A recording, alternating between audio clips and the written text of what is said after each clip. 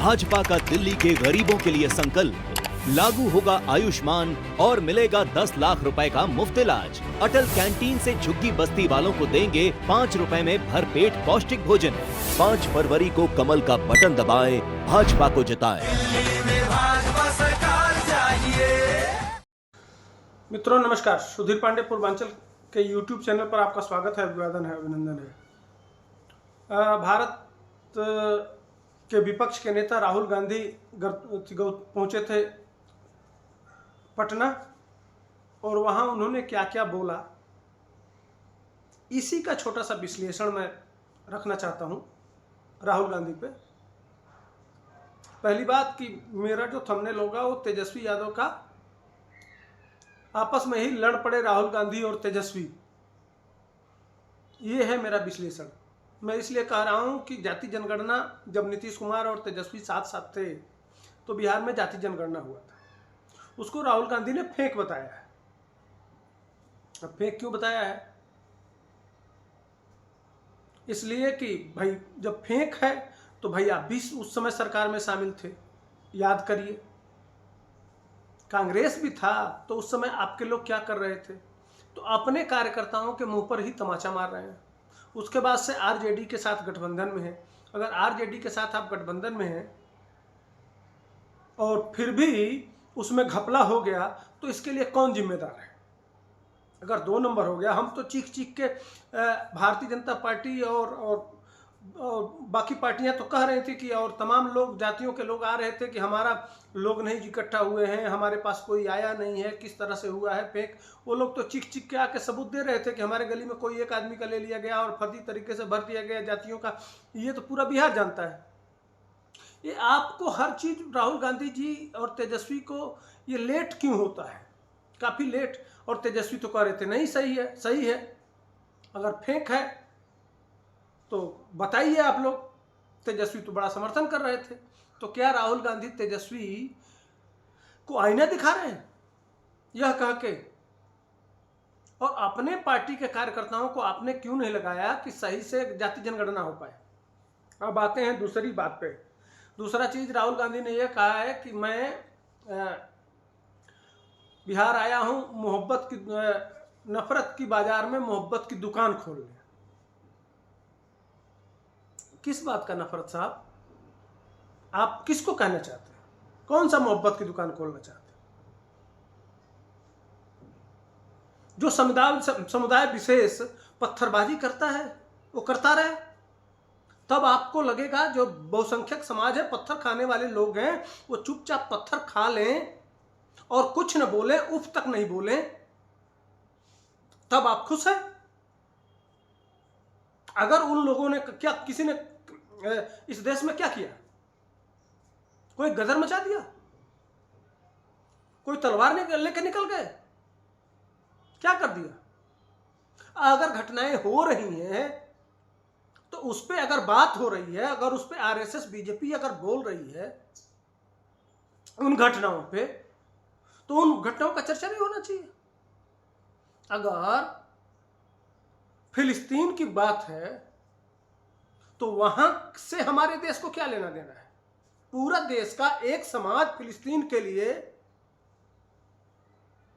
अपनी, अब क्या कहें, अपनी ऐसी की तैसी करा रहा है। वो मोहब्बत की, वो क्या है? वो नफरत नहीं है। दुर्गा पूजा, रामनवमी, हनुमान जयंती, कोई जब बहुसंख्यक समाज अपना तीज त्योहार मना के निकलता है तो सिर्फ 4-5 चीजें रहती हैं। उस पर पत्थरबाजी की जाती है, और पत्थरबाजी की जाती है तो उधर से क्या जवाब आता है कि अरे ये मुस्लिम मोहल्ला है। तो मेरा प्रश्न है, बहुसंख्यक जो ये भारतीय जनता पार्टी और आरएसएस के लोग पूछते हैं कि इस देश में मुस्लिम मोहल्ला कैसे हो गया, जब यह देश धर्मनिरपेक्ष है? तो मुस्लिम मोहल्ला के बीच से बहुसंख्यक समाज नहीं जा सकता। आखिर वो कौन सी नफरत है? उसका जड़ कहां है? वो पत्थरबाजों को ज्ञान कहां से आ रहा है? उस पर कभी आपने सोचा? कभी आपने चिंतन किया कि आखिर ऐसा क्यों है? ये नफरत कहां से आ रही है? उस पर तो आपके बोलने के बाद आपकी नानी मर जाती हैं। तो सिर्फ उन्हीं के लिए आप सब कुछ, उस पर तो एक शब्द आपके भाई बहन, आपकी नानी नाना जो भी हैं, जहां से दादा जिसको भी कह लीजिए, उसके उस पर क्यों नहीं आवाज निकलती है? कहां मर जाते हैं ये सारे लोग? उसके बाद से नफरत की बात है। तो इस देश का एक समाज उन बाबर, अकबर, तैमूर, गोरी, गजनी जिन्होंने देश को लूटा, उसको तो अपना बाप बना के बैठा है।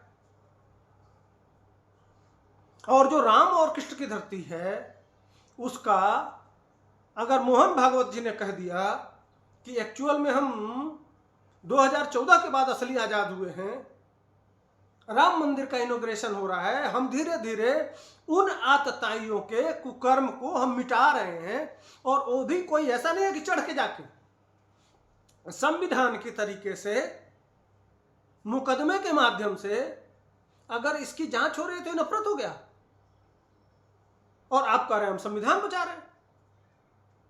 किस तरह से संविधान बचा रहे हैं भाई?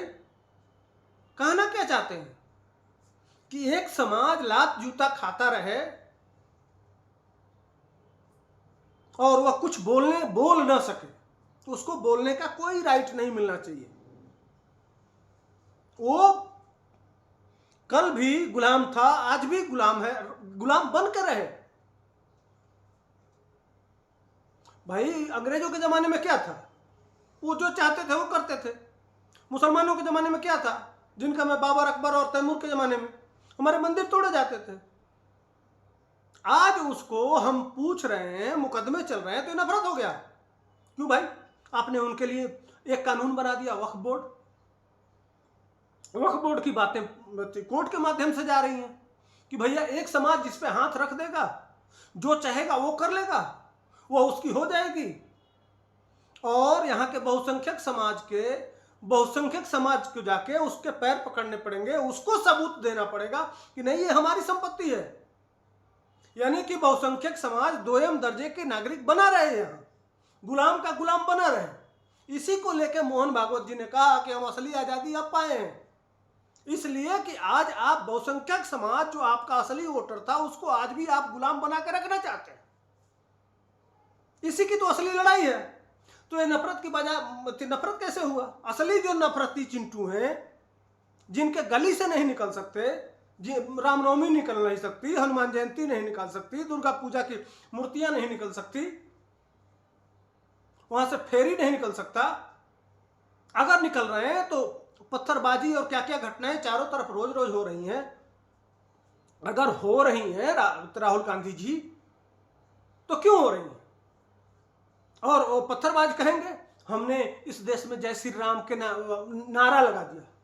तो इस देश में जय श्री राम नारा लगाने पे जो पत्थरबाजी करते हैं वो नफरत नहीं फैलाते? किसी ने कहा, कभी घटना पे कहीं कहीं आती है कि इन लोगों ने डीजे बजा दिया हमारे धार्मिक स्थल के सामने। तो इस देश में किसी धार्मिक स्थल के सामने जय श्री राम कह देने से कौन सा उनका देवता है जो नाराज हो जाता है? क्या दुश्मनी है? वहां गांधीवाद नहीं चलता है क्या? वहां गांधीवाद कहां मर जाता है? ईश्वर अल्लाह तेरो नाम। कोई 5 बार चीख चीख के कहता है हमारा खुदा सबसे बड़ा है, बाकी कोई पूजा के लायक नहीं है। ये नफरत नहीं है क्या? इस पर कभी चर्चा तो नहीं किया आपने?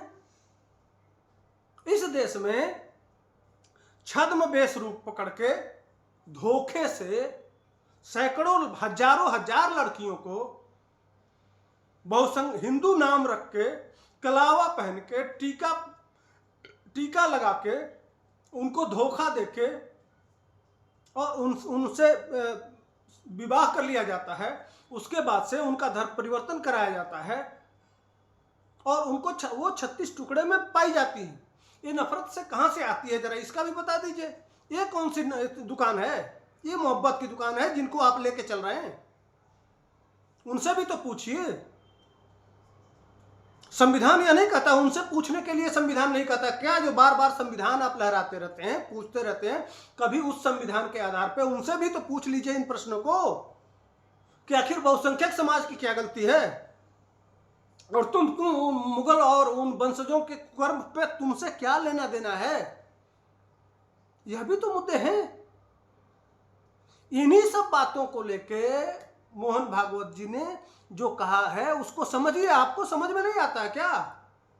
कोई सेंट वेंट स्मेल वाला मार के तो नहीं जाते हैं।